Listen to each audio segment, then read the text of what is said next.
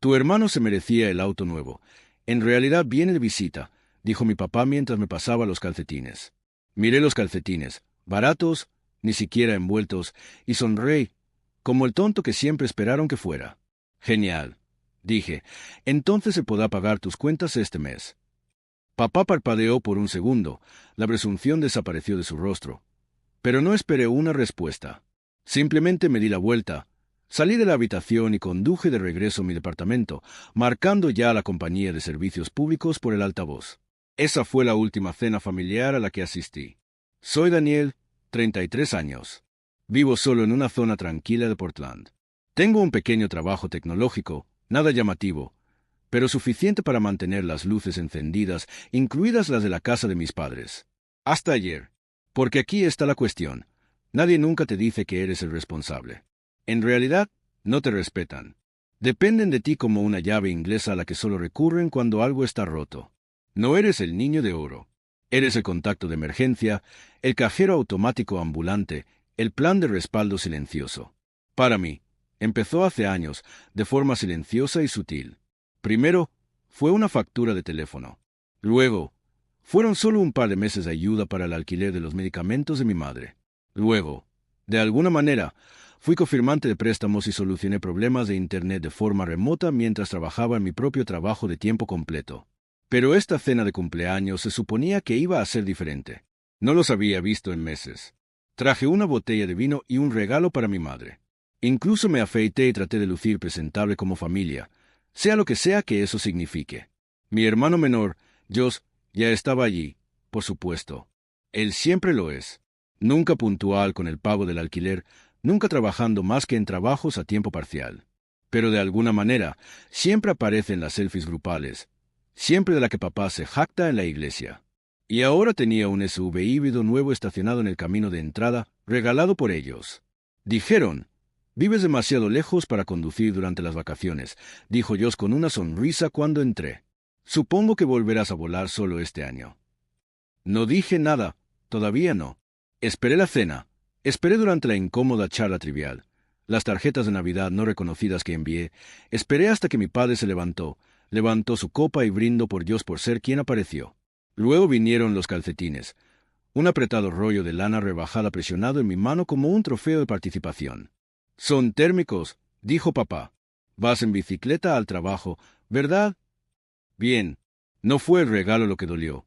Fueron las matemáticas detrás de esto. Pago la mitad de su hipoteca. Cubro sus planes telefónicos. Una vez hice una transferencia de dinero a las 3 de la madrugada desde el baño de un hotel durante un viaje de trabajo porque mamá dijo que la calefacción se rompió y no podían dormir con el frío. Y aún así, de alguna manera, yo era el invisible. Hasta que sonreí, salí e hice una llamada. A la mañana siguiente, se apagaron las luces. Y ahí es donde realmente comienza esta historia. Me llamaron exactamente 13 horas después del apagón. Primero mamá, luego papá y luego Josh. Llamadas perdidas, mensajes de voz, incluso un vídeo tembloroso de su cocina en la oscuridad, con velas parpadeando de fondo como si estuvieran audicionando para una sesión espiritista. No respondí, porque de lo que no se dieron cuenta, de lo que nunca se molestaron en darse cuenta, fue que la electricidad, el gas y el agua habían estado a mi nombre desde 2020. Llegó el COVID. Papá perdió horas. Yo se mudó temporalmente a casa y yo intervine por unos meses. Los meses se convirtieron en años y nadie me preguntó cuándo pensaba dejar de hacerlo. Hasta que lo hice. En el momento en que la compañía de servicios públicos confirmó que todo estaba cerrado, me recosté en mi silla, abrí un refresco y vi mi bandeja de entrada llenarse de mensajes de texto de pánico. «Podrías habernos avisado. Tu madre tiene resfriado, Daniel. ¿Es eso lo que quieres? ¿Te estás portando mal con los calcetines?» Ese último fue Josh. Incluso añadió un emoji de risa. Entonces, tomé una captura de pantalla solo para recordar el tono. Luego vino el mensaje del chat grupal. Mamá me volvió a agregar después de meses de silencio. «La familia primero», escribió. «Mamá, ¿podemos hablar como adultos?» «Papá, has dejado claro tu punto». Josh, amigo, en serio, crece. «Mamá, no puedes simplemente separar a tu familia. Eso no es amor». Yo, tienes razón. No es amor. Es supervivencia. Luego salí del chat nuevamente. «Para siempre. Déjame ser claro. Esto no empezó con los calcetines. Ni siquiera empezó con el coche. Esa fue solo la chispa. El gas llevaba años goteando. El gas se veía así. Pagué la deuda de juego de Dios en 2021, $3,000. Solo por esta vez, hombre, dijo. Luego descubrí que usó parte de él. El dinero para las entradas del concierto. Reemplacé la computadora portátil de papá después de que derramó whisky sobre ella.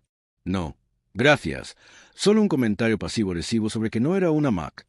Ayudé a mamá a conseguir su cirugía dental, $6,000, solo para descubrir que ella les dijo a sus amigos de la iglesia que ella misma lo cubrió después de un presupuesto ajustado. Cuando perdí mi trabajo durante 2 meses durante la reestructuración de la empresa, ni una sola llamada. Ni siquiera un ¿cómo le va? No dije nada en ese entonces. Seguí pagando las cuentas, seguí enviando dinero, hasta la temporada de impuestos. Me decía a mí mismo que tal vez simplemente estaban estresados. Pero ahora tenían frío, hambre y confusión, y yo no movía un dedo. Hasta la publicación de Facebook. 2 días después del apagón, Dios publicó una historia. Una foto de mi papá parados afuera de la nueva camioneta, sonriendo como si nada hubiera pasado. Subtítulo: siguen en pie, siguen siendo familia. Algunas personas simplemente están amargadas. No tomé una captura de pantalla de ese. Lo descargué porque esto ya no era solo ignorancia. Esto fue una guerra. Así que comencé a cavar y no tuve que cavar muy lejos. Mi padre, el Señor, yo pago mis deudas, había estado desviando silenciosamente dinero de una cuenta corriente conjunta que abrí cuando no podían entender la banca en línea. No mucho, poco a poco, $40 aquí, $90 allá. Pero sumaron $3,284,61 para ser exactos. ¿Y sabes cómo me enteré? Debido a que accidentalmente envió un giro de $600 a un distribuidor de repuestos para automóviles a nombre de Dios, la misma semana me dijo que apenas se las arreglaba. Fue entonces cuando supe que necesitaba recibos. Así que imprimí todo. Las transferencias bancarias, las facturas de servicios públicos, los registros de Venmo donde Dios le envió a su novia $500 con la nota. Para la cabina, una cabaña a la que no fui invitado. Pero eso no fue todo.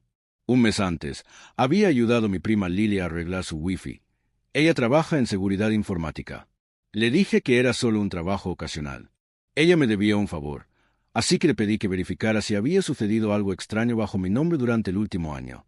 Encontró 2 cosas. Alguien intentó abrir una tarjeta de crédito usando mis redes sociales.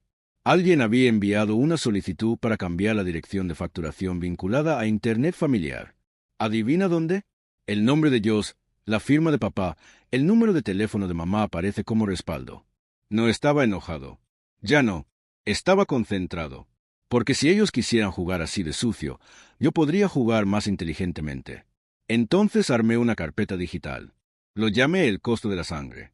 En el interior, extractos bancarios, capturas de pantalla de Dios burlándose de mí, mensajes de texto y correos electrónicos de papá pidiendo ayuda discreta, grabaciones de mamá diciendo: bueno, lo estás haciendo mejor que tu hermano. Puedes permitirte el lujo de ayudar. Fotos de la mesa de la cena de cumpleaños, mi silla vacía.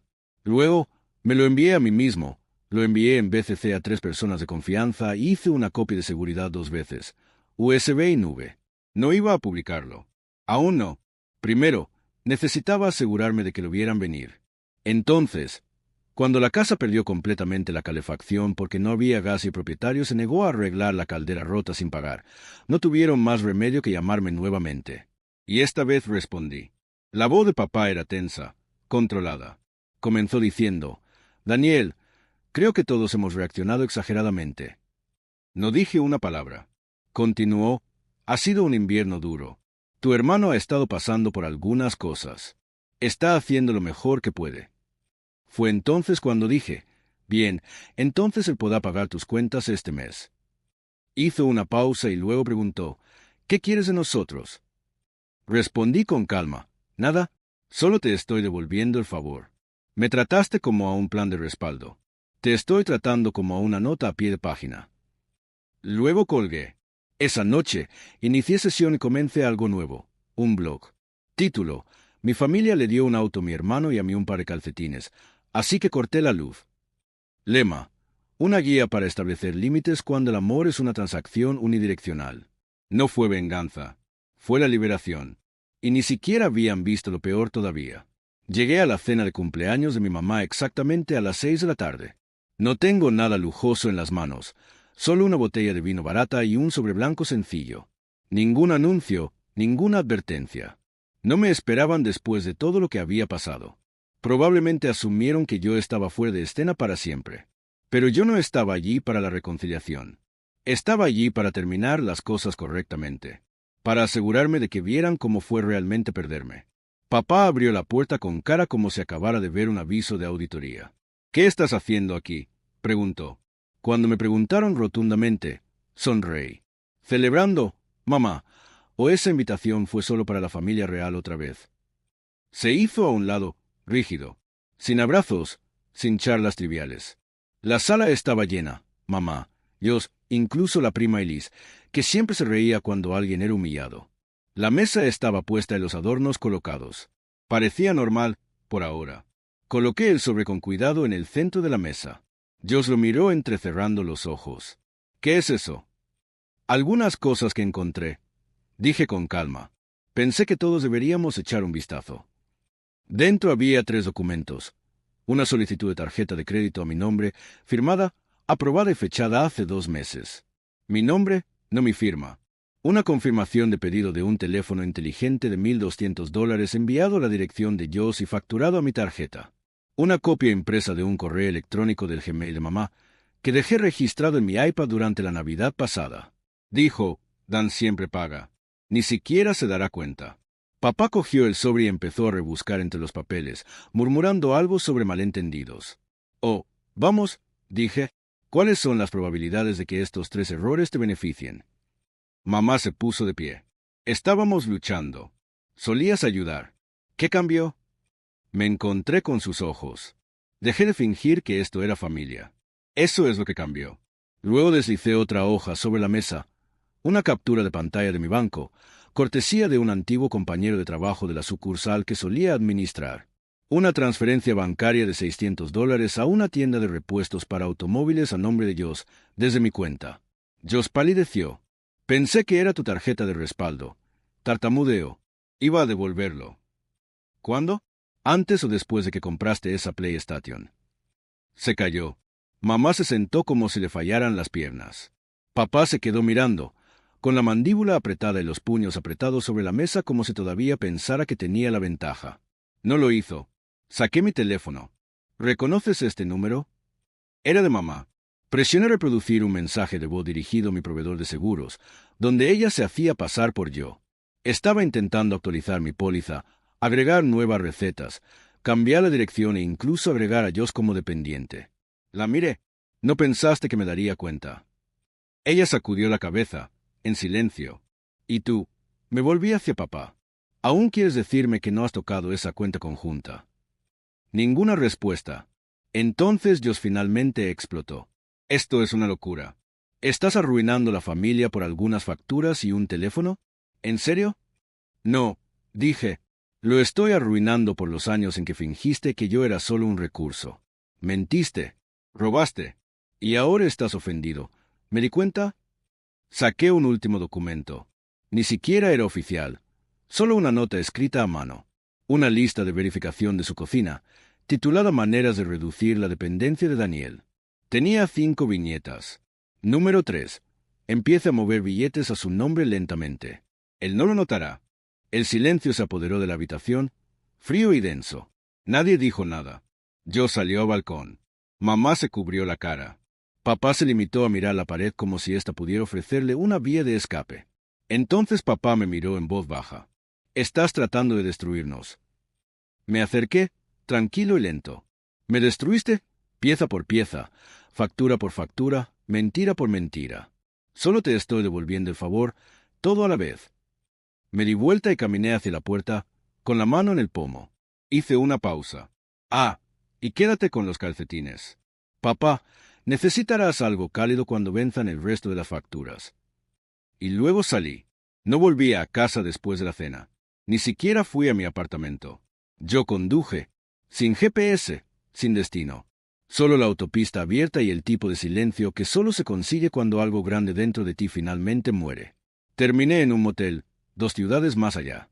Un lugar con luces parpadeantes y demasiada lejía en las sábanas, pero se sentía más limpio que cualquier cosa que hubiera dejado atrás. A la mañana siguiente, mi teléfono era un cementerio de notificaciones. 36 llamadas perdidas, 12 mensajes de voz, 3 números bloqueados y un mensaje de texto de Dios que simplemente decía: «Esto no ha terminado». Tenía razón. No lo fue. Ni siquiera cerca. 3 días después comenzaron las verdaderas consecuencias. Mamá me envió un correo electrónico. Ella nunca solía enviarme correos electrónicos, preguntándome si me había comunicado con la oficina de crédito, diciendo algo sobre la congelación de su tarjeta. No respondí. Esa misma noche recibí una llamada de mi antiguo propietario. Aparentemente, alguien haciéndose pasar por yo me había llamado para preguntar sobre los registros de arrendamiento. Cuando el propietario pidió una identificación, la persona que llamó colgó. Descuidado, desesperado, esperado. Entonces di el siguiente paso. Un mes antes de todo esto, había comenzado a recopilar documentación para algo que no creía que realmente necesitaría. Seguir adelante y eliminarme de todas las responsabilidades financieras confirmadas vinculadas a mi familia. Terminé ese proceso en un solo fin de semana. Me comuniqué con el banco y revoqué todas las autorizaciones compartidas. Cerré la cuenta de respaldo a través de la cual papá había canalizado silenciosamente sus facturas de servicios públicos vencidas. Cancelé el pago automático de Internet y electricidad nuevamente. Luego, me comuniqué con mi contador. Había un fideicomiso, no mucho, algunos bonos, algunas pequeñas inversiones que había hecho años atrás cuando todavía pensaba en la jubilación. Hasta ahora, mi familia figuraba como beneficiarios secundarios. Eso cambió. Ahora, cada centavo estaba destinado a un fondo de caridad anónimo, investigación del cáncer, ayuda en casos de desastre, becas para estudiantes, extraños que nunca me habían robado. Se sintió poético. Daban por sentado mi amor, por lo que ahora los extraños tomarían mi dinero. Las consecuencias llegaron en oleadas.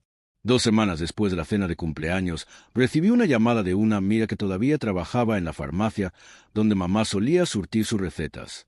Parecía intranquilo. «Dan, ¿realmente cancelaste su seguro?»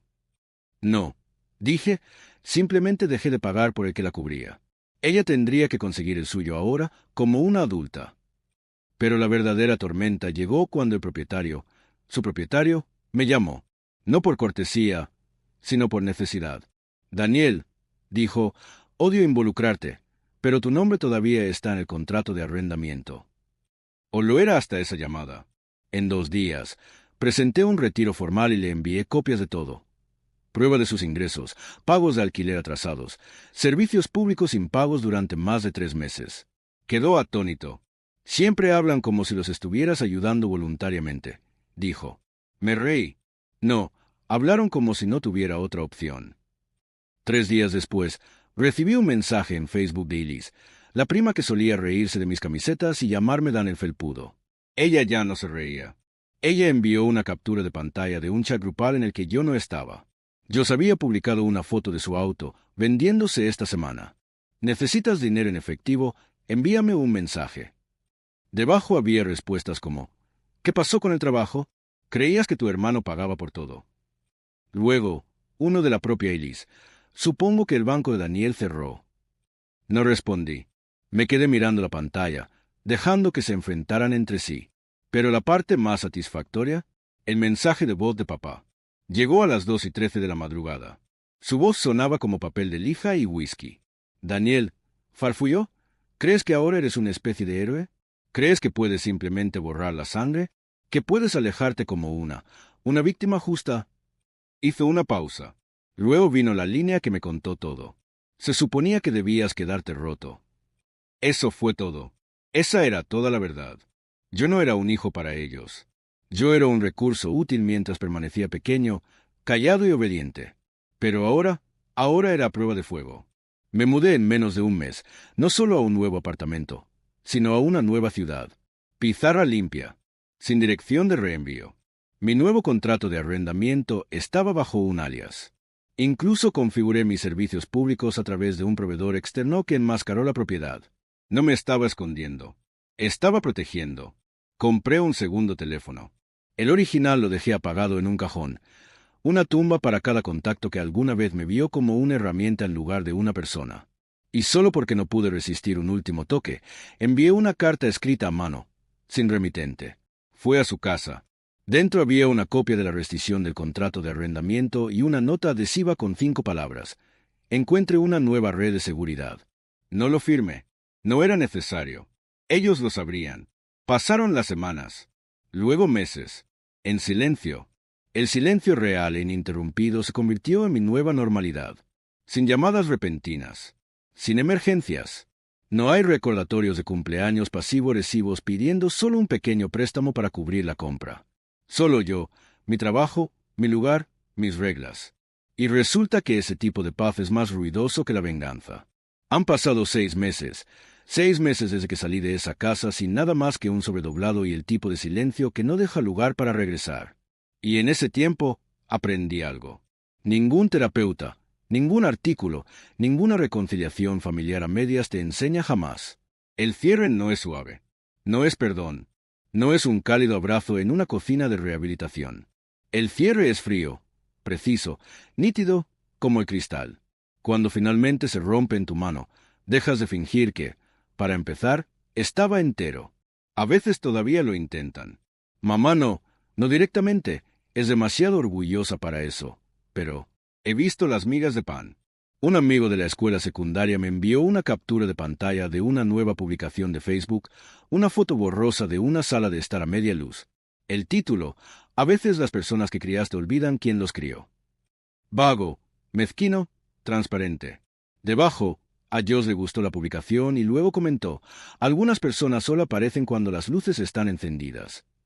Casi me reí. Lo último que supe fue que sus luces todavía estaban apagadas. Creen que yo parpadearé primero. Creen que sigo siendo la misma versión de mí, que una vez condujo 3 horas para dejarle a papá los medicamentos para la presión arterial.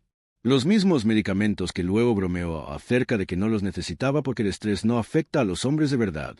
Piensan: está bien,